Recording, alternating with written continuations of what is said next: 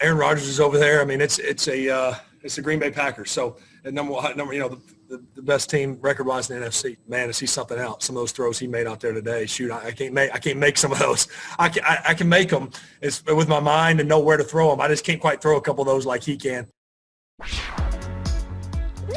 Lip River, you're the best. Huge game for both squads. Honestly, Indy came out with the win. They stood on top of the AFC South. I'm sure a lot of bandwagoners joining them and seeing what a tough opponent they would be. I know the Chiefs probably don't want to face the Colts here in the AFC. What stood out to you in this Colts overtime win against the Packers, Nate?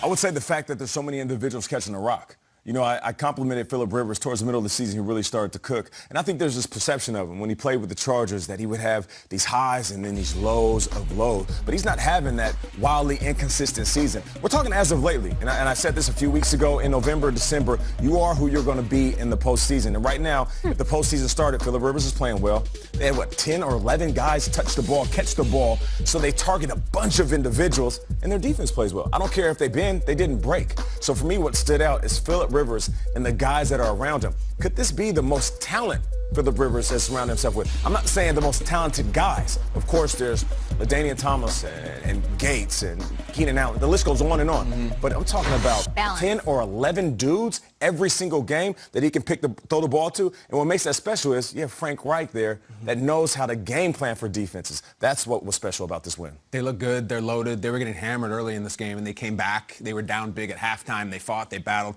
I just, on the other side, it was Shakespearean with Marquez Valdes-Scantling. The NFC playoffs are going to be determined by one of these Packers receivers, whether it's Lazard or Scantling or Equinemius St. One of these guys is going to decide the Packers are going to win or they're not. And Marquez, he had a night. It was his thing. He caught the huge pass over the middle. He's catching balls all over. And then you go to him in overtime, and it's just a matter of trust. And we're going to put the ball in his hands. And he just makes a huge mistake. It was a good defensive play, but also, like, the ball wasn't properly put away. It was ugly. He didn't have it where he should have. This is a mistake. This is not just a fluky play. In a big moment, Marquez fumbled. Look where the ball is. That's not how you hold it. He doesn't even have it properly at all. The other hand's not over.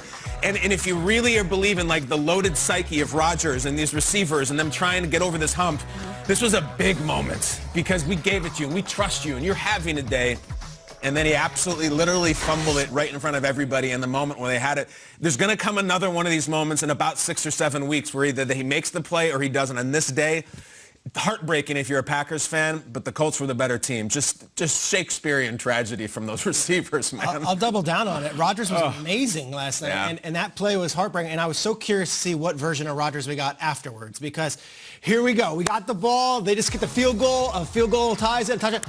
Rodgers has this horrible fumble happen, and he's smiling, and he's upbeat. And then they asked him afterwards in his press conference about, okay, Marquez Valdes-Scantling fumbles the ball. And Rodgers has not always been a warm and cuddly teammate to younger players. Here's what he said. Here was the quote. We could bring it up. The quote is, "That's how it goes sometimes. Mistakes can happen regardless of how you practice. I was encouraged by the focus we had. I was encouraged by the defense and the confidence they were brimming with. I think we need to be an all-three-phase football team to go as far as we want to go. I still feel really good about our chances in our squad."